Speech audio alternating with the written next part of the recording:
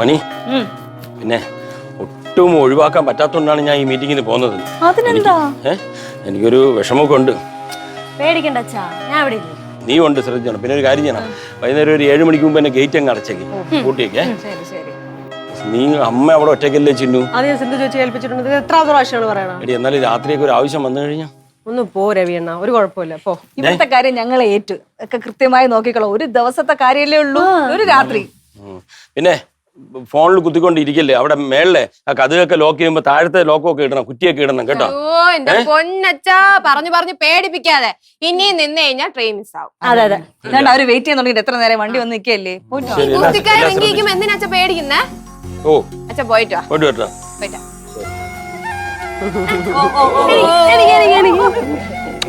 ഒരു ദിവസത്തെ മീറ്റിങ്ങിന് പോകുമ്പോ ഇത്രയും സ്നേഹം. എന്നാലും ഇതിലെ ശ്രദ്ധിക്കണേ മണി. ശരി ശരി,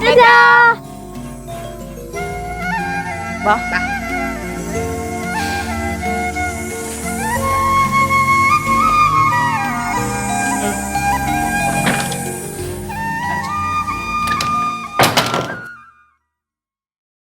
ഈ മാടന്മാരെ പലതരത്തിലുണ്ട്.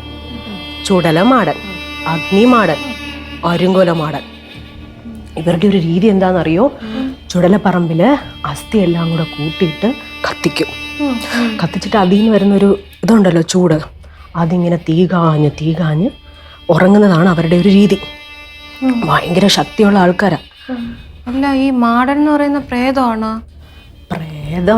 പ്രേതമല്ല, പക്ഷെ ഭയങ്കര ശക്തിയാണ്. അങ്ങനെ ശക്തിയുള്ള ആത്മാക്കളാണ്. ഇവരുടെ ഒരു രീതി എന്താണെന്നറിയോ?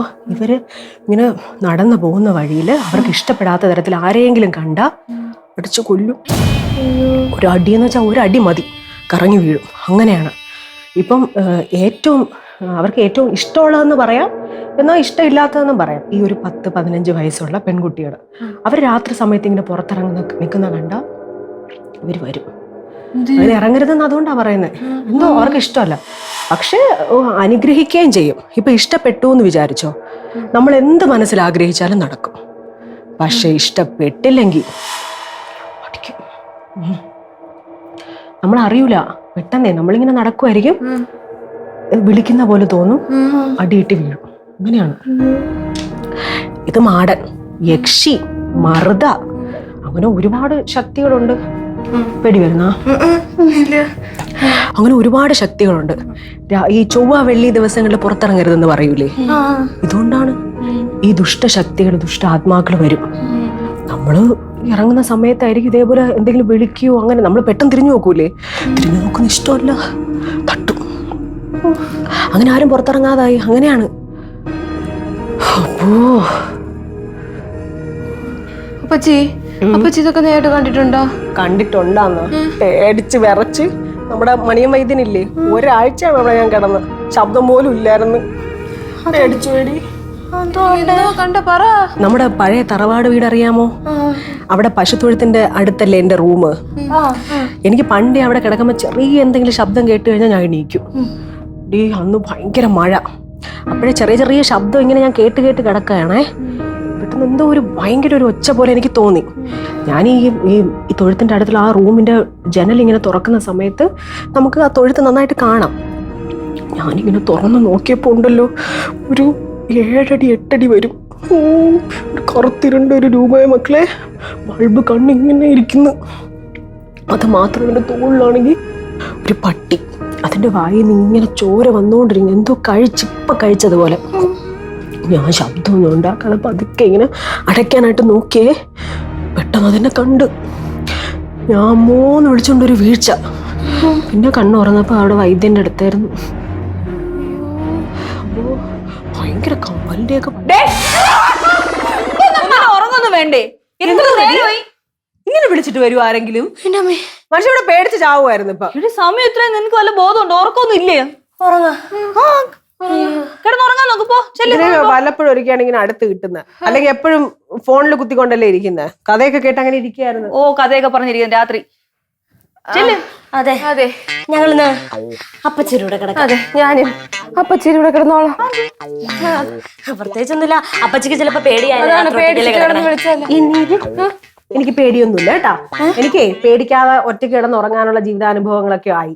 ഞാൻ ഒറ്റയ്ക്ക് കിടന്നോളാം. എന്നിട്ട് പോ രണ്ടും പോ. എന്നാലും ഞങ്ങളിവിടെ എന്നാ ഒരു കാര്യം ചെയ്യാം, നമുക്ക് എല്ലാവർക്കും കൂടി ഇവിടെ കിടക്കാം. ശരിയാ. അതെ, ചെറിയൊരു പ്രശ്നമുണ്ട്. എന്ത് പ്രശ്നം അമ്മ? എന്റെ കൂടെ ഒന്ന് അടുക്കള വരെ വരുവോ? എന്തിന്? വാതിൽ അടച്ചോ ഇല്ലയോ ഞാൻ നോക്കിയില്ല. ഞാനാ ആ വാ. ഇവിടെ എനിക്ക് മൂത്രമൊക്കെ മുട്ടിട്ട് വഴി ഞാൻ കൂട്ടില്ലാത്തോണ്ടാണ് പോകാത്തത്. എന്തോന്നിത്? നീ പൊടി. ഞാൻ എന്തിന് നിന്നെ വിളിച്ചേ? നീ പോ. ആരെങ്കിലും ഒരാൾ വാ. എന്തോന്ന് പേടി പിള്ളേരെ. അമ്മ പോയിട്ട് വാ, അമ്മയ്ക്ക് പേടിയൊന്നുമില്ല. എന്തോന്ന് പേടി ഇത്? നീ പേടിപ്പിച്ചാ? ഇല്ല. ഞാൻ ഈ പഴയ കഥയൊക്കെ പറഞ്ഞെങ്ങനെ ഇരിക്കായിരുന്നു. പേടിയുണ്ടെങ്കിൽ മറ്റേ അർജുന ബൽഗുണ പറഞ്ഞാൽ മതി. അർജുനന്റെ നാമങ്ങൾ ചൊല്ലിയാ മതി, പേടി മാറുന്നാണ്. അർജുനൻ. ഞാൻ റെക്കോർഡ് ചെയ്തിട്ട്. എന്തോന്ന് റെക്കോർഡ് ചെയ്ത് കേട്ട് പഠിച്ച് ചൊല്ലണം. അതൊന്നും നിക്കൂല, അമ്മ പറ. അർജുനൻ, ഫൽഗുണൻ, കിരീടി, പാർത്ഥൻ, ശ്വേതവാഹനൻ, ജിഷ്ണു. അയ്യോ കറണ്ട് പോയി.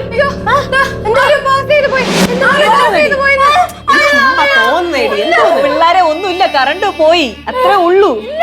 ഞാൻ കണ്ടതാണ്. എന്തോന്ന് വരാ ഇപ്പം രാത്രി? ഇല്ലടി, നീ പോയി കഥ അടച്ചാ നോക്ക്. അർജുനൻ ബലിബലൻ പാർത്ഥൻ ലൈറ്റ് കത്തിക്കണേ, ടോർച്ച് കത്തിക്ക്. ആ ടോർച്ച് ടോർച്ച് കത്തിക്കണേ.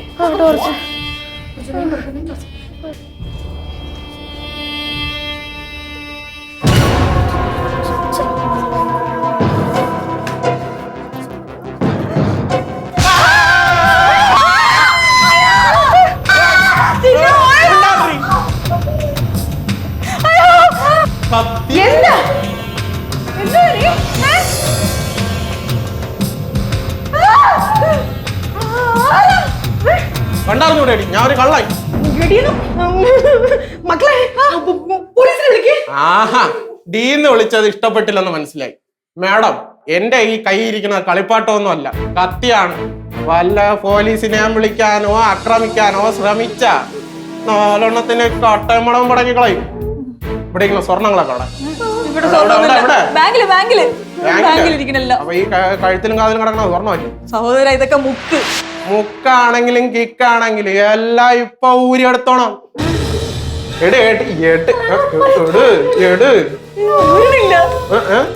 അതൊക്കെ ഇപ്പൊ ഊരും.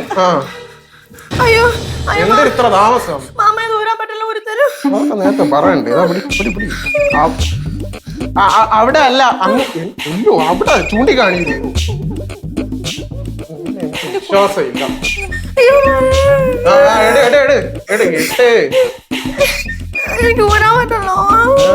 നിനക്കുള്ള ഞാൻ പിന്നീട് തരാം. ഇവിടെ ബാക്കിയുള്ള സ്വർണ്ണങ്ങളൊക്കെ അവിടെ ഇരിക്കണം. അലമാര എവിടെ? എവിടെ? എവിടെ? അലമാര എവിടെയെന്ന്? എല്ലാ മുറിയിലുണ്ട്. നട കത്തിയാണ്.